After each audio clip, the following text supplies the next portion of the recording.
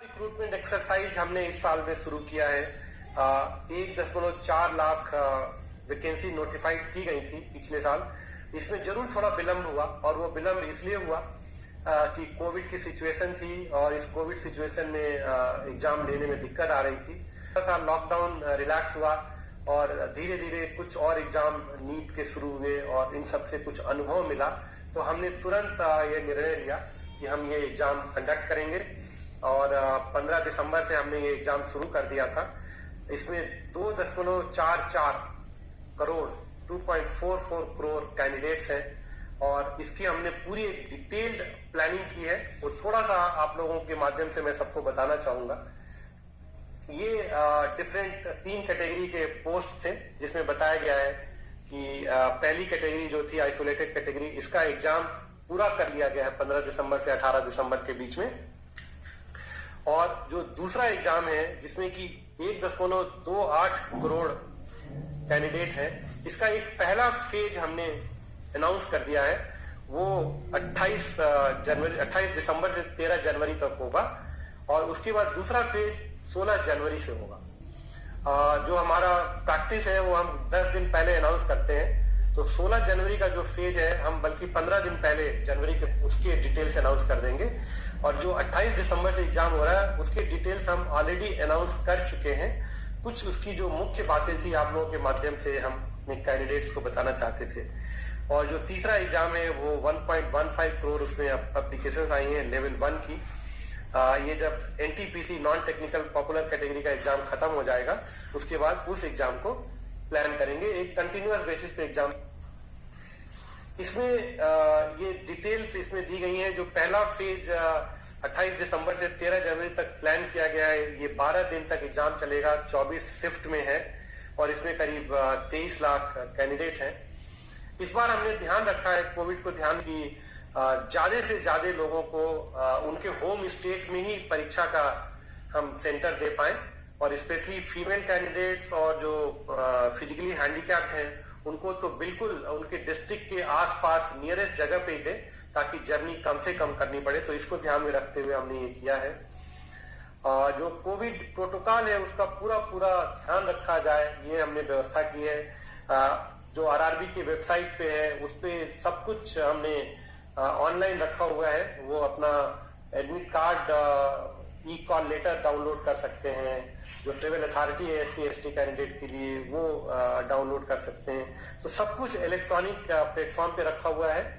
केवल आपके माध्यम से हम कैंडिडेट्स को ये अनुरोध करना चाहेंगे कि वो ऑफिशियल आरआरबी की वेबसाइट पे ही जाएं और वहीं से सूचना लें।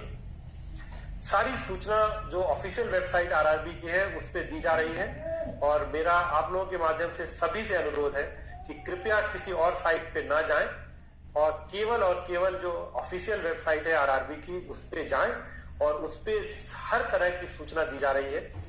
और हमने ये भी इंतजाम किए हैं कि किसी वजह से अगर कोई कैंडिडेट किसी शेड्यूल्ड डेट पे परीक्षा नहीं दे पाता है तो वो हमको बताए, और उसके लिए हम दूसरी डेट तय करेंगे।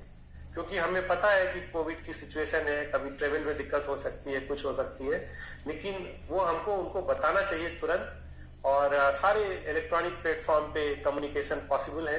आरआरबी के वेबसाइट पे सारे डिटेल दिए गए हैं, और पूरी तरह से जो रेलवे ने व्यवस्था की है वो कोविड प्रोटोकॉल को देखते हुए व्यवस्था की है। अपने जो कैंडिडेट्स हैं उन सबके फैसिलिटीज को ध्यान में रखते हुए किया है, और जहां भी जरूरत पड़ेगी वहां पे हम स्पेशल ट्रेन भी चलाएंगे, और हम करेंगे कि किसी भी अभ्यर्थी को कोई किसी तरह की दिक्कत ना आए।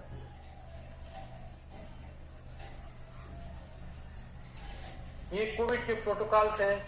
सारे कोविड प्रोटोकॉल फॉलो किए जाएंगे। उनके टेम्परेचर चेक होंगे, उनको फेस मास्क लगाना होगा। हमने कोई ऐसी शर्त नहीं रखी है कि आप कोविड टेस्ट रिपोर्ट नेगेटिव कोई लेके आइए। हम बस सेल्फ डिक्लेरेशन चाहते हैं कि आपको कोई सिम्टम नहीं है, आपको कोविड से कोई समस्या नहीं है। आपका जरूर टेम्परेचर चेक किया जाएगा, और फेस मास्क आपको लगाना होगा। और सारे सेंटर्स पे हमने व्यवस्था कर रखी है कि कोई क्राउडिंग ना हो, सोशल डिस्टेंसिंग मेंटेन हो।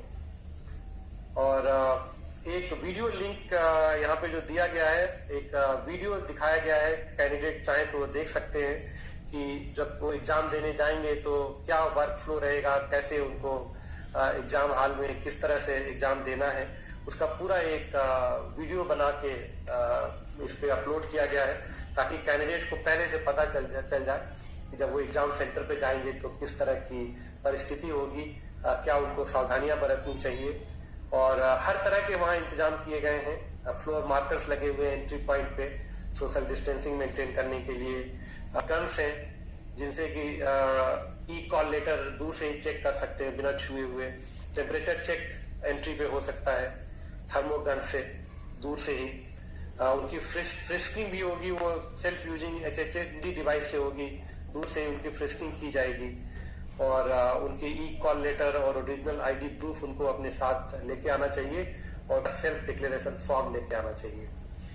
ई कॉल लेटर साथ में होना चाहिए, ओरिजिनल ID प्रूफ होना चाहिए और कोविड-19 का एक सेल्फ डिक्लेरेशन फॉर्म उनको लेके आना चाहिए एग्जाम सेंटर पे।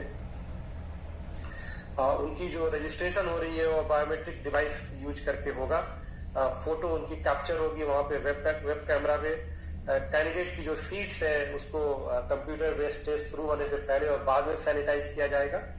और ये एक जो चित्र दिखाया गया है कि एक एक सीट छोड़ के बिठाया जा रहा है, सोशल डिस्टेंसिंग जहां तक संभव हो उसको फॉलो सबको करना चाहिए, ये बहुत जरूरी है इस कोविड के समय में।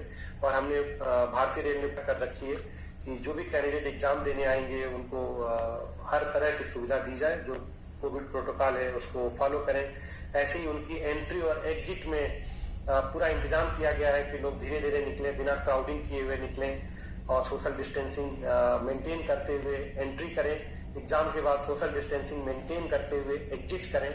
तो ये आपके माध्यम से मैं सारे कैंडिडेट से रिक्वेस्ट कर रहा था। बहुत बहुत धन्यवाद। ये प्रेजेंटेशन थोड़ा लंबा था और इसलिए ये एक मुश्किल भरा समय होने के बाद भी इसमें भारतीय रेल की बहुत सारी उपलब्धियां थी